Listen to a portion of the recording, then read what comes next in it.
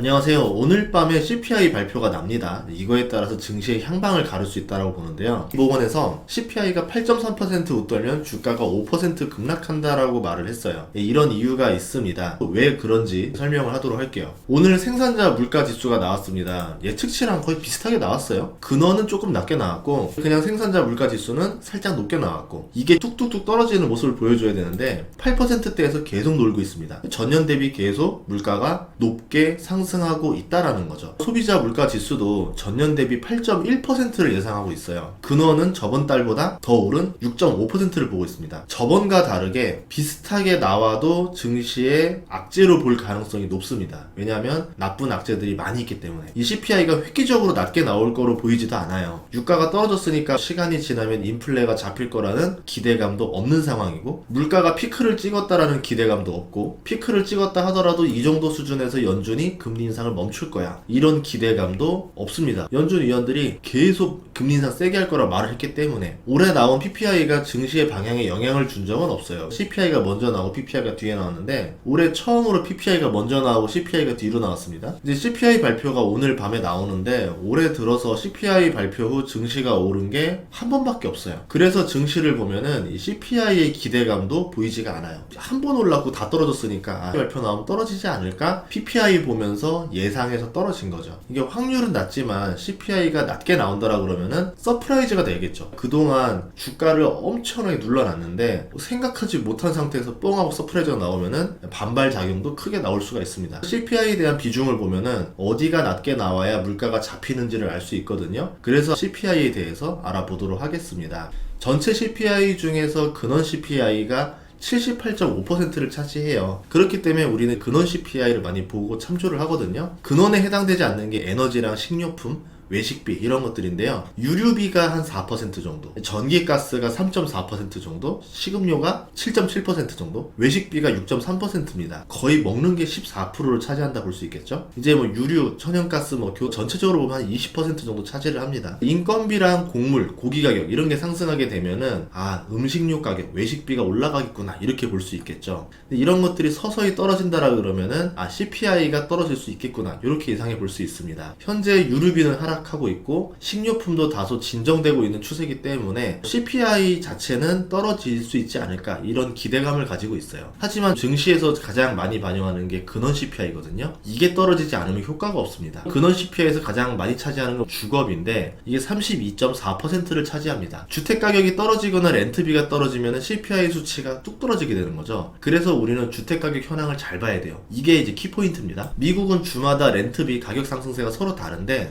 전국 기준으로 봤더니 상승세가 소폭 하락했다라는 내용들이 다수를 차지하고 있어요. 앞으로 근원 CPI가 하락할 수 있지 않을까? 기대감이 조금씩 반영되고 있는 상황입니다. 하지만 금리가 올라가면 대출이자가 늘어나요. 월 상환금이 늘어나겠죠. 렌트비도 같이 늘어나겠죠. 공실이 나면은 주인이 손해를 보면서 렌트비를 내리니까 근원 CPI 하락에 도움을 주겠지만 공실이 없다라는 뉴스들도 있습니다. 그런 상황들을 봤을 때 근원 CPI 하락에 이것들이 반영될까? 진로우 리서치 9월 보고서를 봤어요. 최근에 나온 거라서 힌트가 될 수 있거든요. 임시 모기지 이자율 완화 효과로 인해서 주택가격이 완만한 하락을 했다라고 나옵니다. 이런 말도 있더라고요. 당장보다는 향후 주택가격 하락을 기대하고 있다.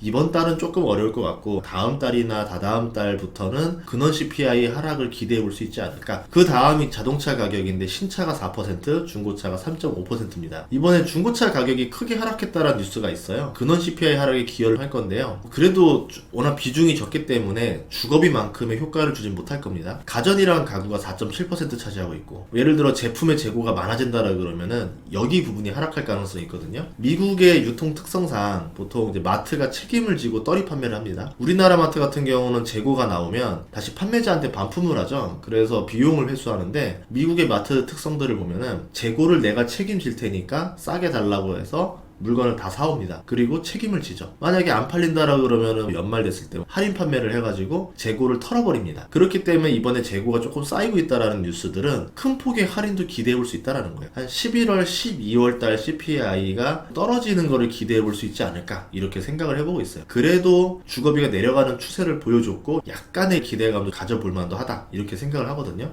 근데 파월 의장이 발표했던 게 있습니다. 한 달 내리는 건 소용이 없다. 우리가 분기 수준으로 연 연이어서 계속 하락해서 방향성을 보여줘야 된다. 그래야 우리가 금리 인상의 지표로 쓸만하다 라는 말을 했기 때문에 오늘 나오는 CPI 가지고는 금리 인상이 둔화될 거라는 기대감을 가지지 않게 되는 거죠. 0.75% 금리 인상을 거의 90% 정도로 보고 있습니다. 물가가 낮아지지 않는 한 강한 금리 인상을 생각하고 있거든요. 문제는 이 금리 인상을 했을 때 넥스트예요. 채권 가격이 하락해요. 지금 영국 국채 하락처럼 채권 가격이 이렇게 하락하게 되면은 어떤 일이 벌어질지 몰라요. 채권 가격이 원래 이렇게 급락하는 상품이 아닙니다. 안정적인 상품인데 채권 가격이 수십 퍼센트 하락을 해버렸어요. 그렇기 때문에 연기금 마진콜이 들어오고 있거든요. 이번 주까지만 중앙은행이 채권을 사주기로 했습니다. 안 그러면 마진콜 들어갈 것 같으니까. 그런데 2주 이상 더 해달라 했더니 영란은행에서 끊어버렸죠. 아니야, 다음 주부터 너희들 알아서 해. 난 이번 주까지만 책임져 줄 거야. 이렇게 되면서 다음 주부터는 채권 패닉셀이 많이 나올 수도 있어요. 투매가 투매를 불러서 지금 수십 퍼센트 하락했지만 여기서 더 많이 하락할 수 있다는 거죠. 그러면 채권을 보유했던 뭐 금융회사들은 엄청난 손실을 입게 된다는 겁니다. 만약에 채권을 레버리지를 걸었다? LDI라고 해서 지금 뭐 뉴스가 많이 나오고 있는데 4배 정도 건 데도 있고 7배 이상 걸었다라 그래요. 25% 하락했다라 그러면은 전액 손실이 나는 거죠. 앞으로 채권발 어떤 패닉이 나올지 가늠이 안 됩니다.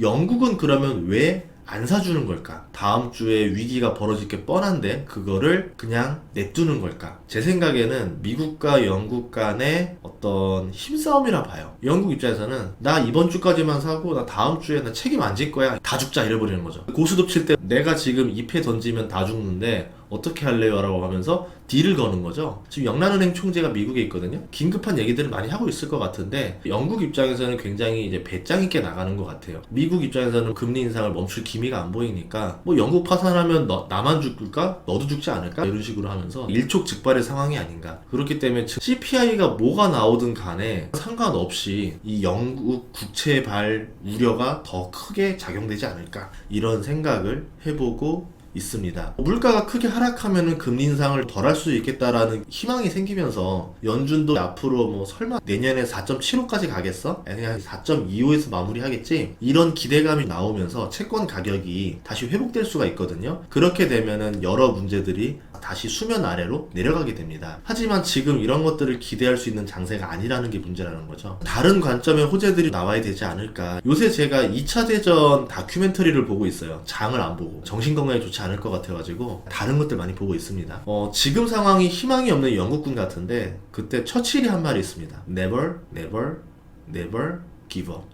포기하지 말라는 얘기죠. 반전을 이끌었어요. 영국군은 끝까지 싸웠고 미군까지 참전을 하게 되면서 독일군을 격파해서 영국은 승전국이 됩니다. 희망이 없던 국가가 승전국이 됐어요. 오늘 나올 CPI가 윈스턴 처칠이었으면 좋겠습니다. 오늘 밤에 이제 CPI가 나오고 제가 영화 라스트 사무라이를 보는 일이 없으면 좋겠습니다. 요새 막 라스트 사무라이 OST가 머릿속을 계속 지나가요. 내가 탐 크루즈가 된 것처럼. 그런 일이 없도록 기대하도록 하겠습니다. 아무튼 힘내시고요. 저도 그래서 오늘 간만에 옷을 양봉으로 입었습니다. 여러분들에게 희망을 조금이라도 드리기 위해서 이렇게 계속 방송을 하니까 여러분들도 힘내셨으면 좋겠습니다. 오늘 밤 CPI 방송 때 뵙도록 하겠습니다. 감사합니다.